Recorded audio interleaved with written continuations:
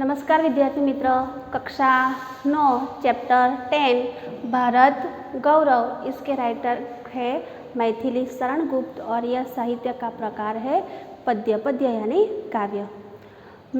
मैथिली शरण गुप्त का जन्म झांसी जिले के चिरगांव में हुआ था। बाल्यावस्था से ही वह कविता में इनकी रुचि थी। इनकी प्रारंभिक रचनाएं हिंदी की पत्रिका सरस्वती में प्रकाशित हुई। महावीर प्रसाद द्विवेदी के प्रोत्साहन ने इनके कवि व्यक्तित्व का परिष्कार किया। राम भक्ति में सराबोर पारिवारिक संस्कारों ने इन्हें राम काव्य लिखने के लिए प्रोत्साहित किया और तत्कालीन राष्ट्रीय परिस्थितियों से प्रभावित होकर इनकी कविताओं में राष्ट्रीय चेतना और स्वदेश गौरव की गूंज सुनाई देने लगी। इसी कारण वे राष्ट्रकवि के संबोधन से भी प्रसिद्ध हुए। भारत भारती, साकेत, पंचवटी, यशोधरा, विष्णुप्रिया आदि इनकी प्रमुख रचनाएं हैं। हिंदी साहित्य एवं शिक्षा के क्षेत्र में अनुपम योगदान के कारण 1954 में पद्म भूषण की उपाधि से अलंकृत किया गया तथा राज्यसभा का सदस्य भी मनोनीत किया गया। प्रस्तुत काव्य भारत भारती से लिया गया है, जिनमें 3 खंड में देश का अतीत, वर्तमान और भविष्य चित्रित है। गुप्त जी ने भारत के अतीत का गौरवशाली चित्र प्रस्तुत किया है और इन्हीं विशेषताओं के आधार पर उसे विश्व के सिरमौर पद पर प्रतिष्ठित किया है। इस काव्य में कवि ने भारतीय सभ्यता और संस्कृति का गौरव का गान किया है। इनके साथ साथ आर्यों के महान जीवन आदर्शों का भी चित्रण किया हुआ है। काव्य है भूलोक का गौरव, प्रकृति का पुण्य लीला स्थल कहाँ, फैला मनोहर गिरि हिमालय और गंगा जल जहाँ।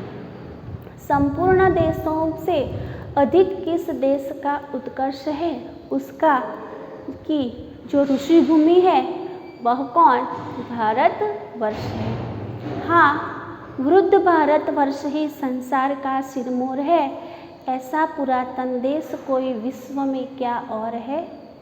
भगवान की बहुभूतियों का यह प्रथम भंडार है, विधि ने किया नर सृष्टि का पहले यही विस्तार है। यह पुण्य भूमि प्रसिद्ध है, इसके निवासी आर्य है, विद्या कला कौशल सबके जो प्रथम आचार्य है। संतान उनकी आज यद्यपि हम अधोगति में पड़े, पर चिन्ह उनकी उच्चता के आज भी कुछ है खड़े। वे आर्य ही थे जो कभी अपने लिए जीते न थे, वे स्वार्थरत हो मोह की मदिरा कभी पीते न थे। संसार के उपकार हित जब जन्म लेते थे सभी, निश्चेत होकर किस तरह वे बैठ सकते थे कभी। तो भूलोक तो भूलोक पृथ्वी पर बसा हुआ संसार। भूलोक किसे बोलते हैं, तो पृथ्वी पे बसा हुआ संसार शब्दार्थ।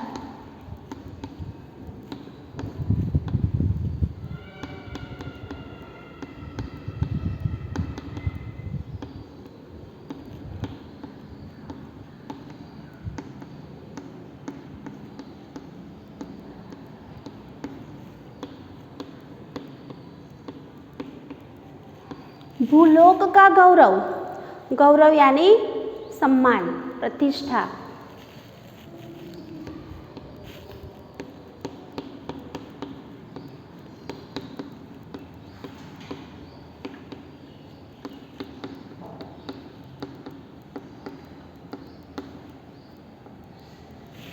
भूलोक का गौरव, प्रकृति का पुण्य लीला स्थल कहाँ, पुण्य लीला स्थल पवित्र क्रीड़ा भूमि, बराबर। पुण्य यानी पवित्र,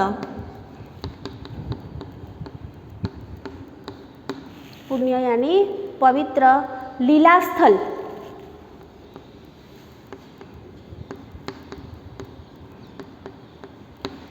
क्रीड़ा भूमि।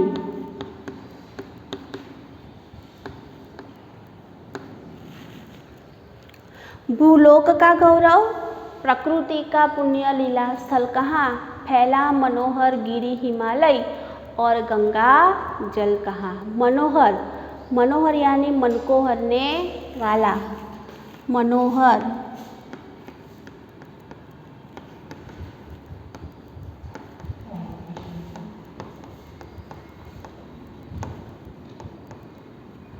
गिरी यानी पर्वत,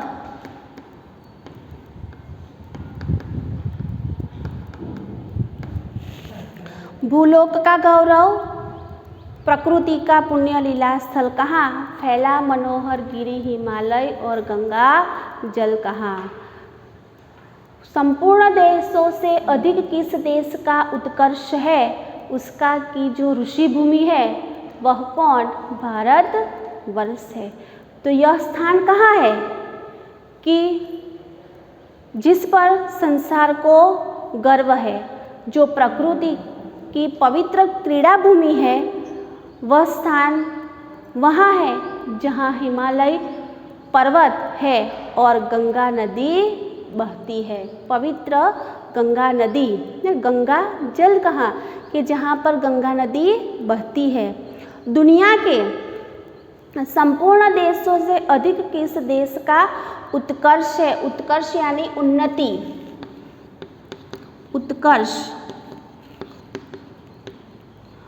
उत्कर्ष यानी उन्नति।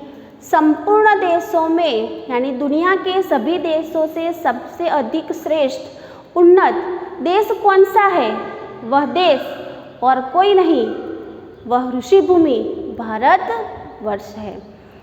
संसार का वह स्थान कहाँ है जिस पर संसार को गर्व है और जो प्रकृति की पवित्र क्रीड़ा भूमि है, वह स्थान वही है जहाँ हिमालय पर्वत है और गंगा नदी बहती है। दुनिया के सभी देशों में सबसे अधिक श्रेष्ठ देश कौन सा है, वह देश और कोई नहीं, वह ऋषि भूमि भारत वर्ष है। हाँ, वृद्ध भारत वर्ष ही संसार का सिरमौर है, ऐसा पुरातन देश कोई विश्व में क्या और है। भगवान की बहुभूतियों का यह प्रथम भंडार है, विधि ने किया नर सृष्टि का पहले यही विस्तार है। सिरमौर, सिरमौर यानी सरताज, सरदार, सिरमौर यानी सरदार।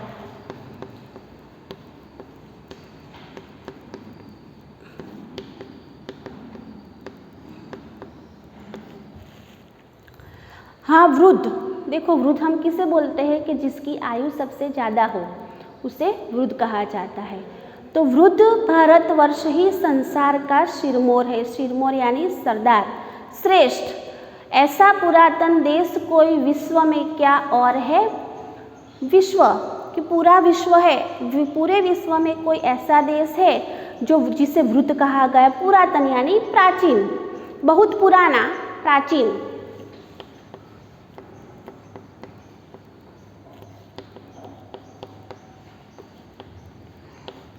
पूरे विश्व में ऐसा कोई देश हो जो सबसे पुराना हो।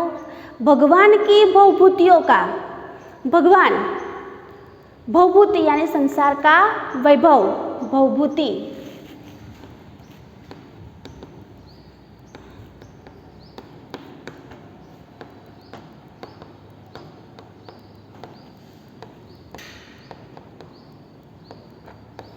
बहुभूति यानी संसार का वैभव। भगवान की बहुभूतियों का यह प्रथम है भंडार है, विधि ने किया नर सृष्टि का यहीं से विस्तार है। नर यानी मनुष्य, विधि यानी ब्रह्मा, ब्रह्मा सृष्टि की रचना करने वाले देवता, विधि यानी ब्रह्मा।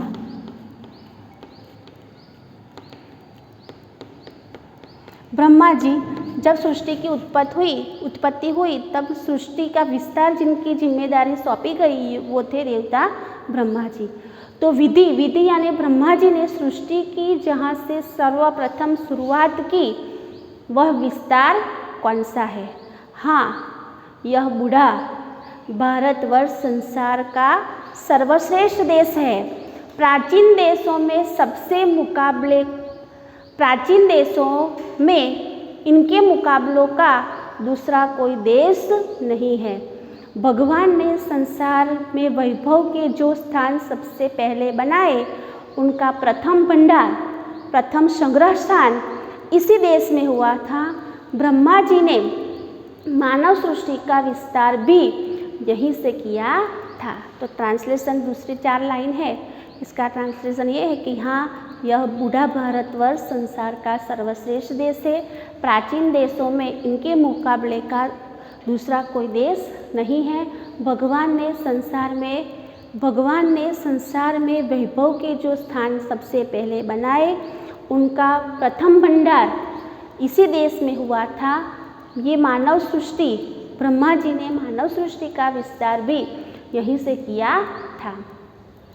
यह पुण्य भूमि पवित्र है, इसके निवासी आर्य है। विद्या, कला, कौशल सबके जो प्रथम आचार्य है।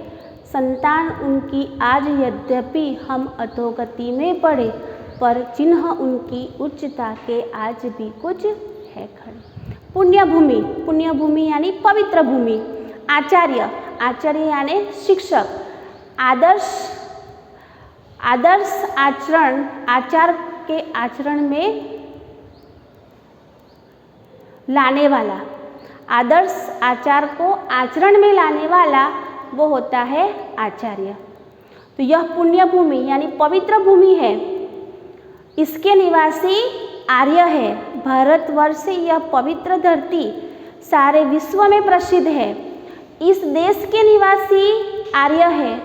उन्होंने सारे संसार को सबसे पहले विद्या, कला और कौशल का ज्ञान दिया। विद्या, कला और कौशल का जिन्होंने सबसे पहले ज्ञान दिया, वो थे भारत के आर्य।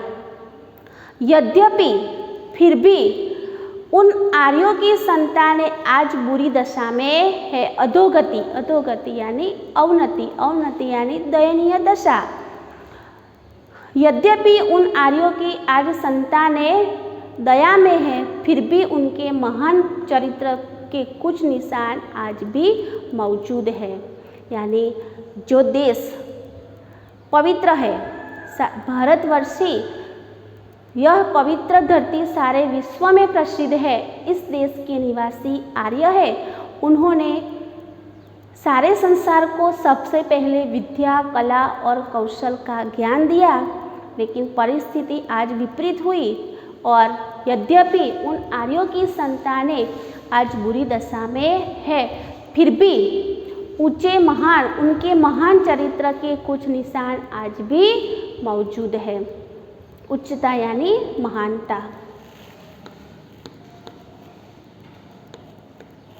उनकी जो महानता थी, उन महानता के चिन्ह आज भी हमारे सामने मौजूद है।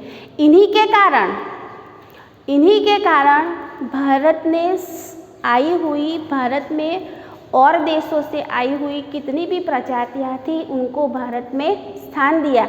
तो सबसे पहले भारत के जो रहने वाले लोग थे वो आर्य कहलाते थे और आतिथ्य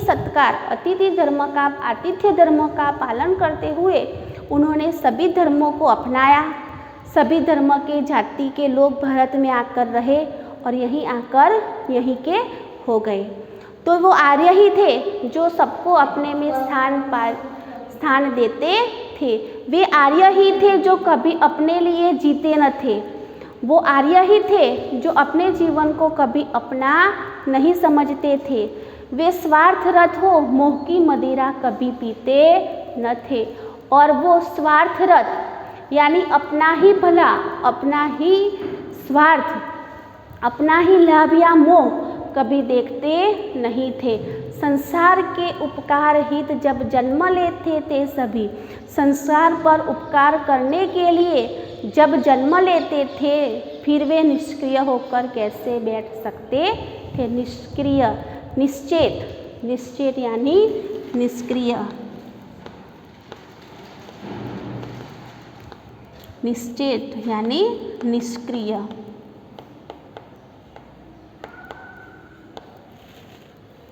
निश्चेत यानी निष्क्रिय, चेष्टा रहित।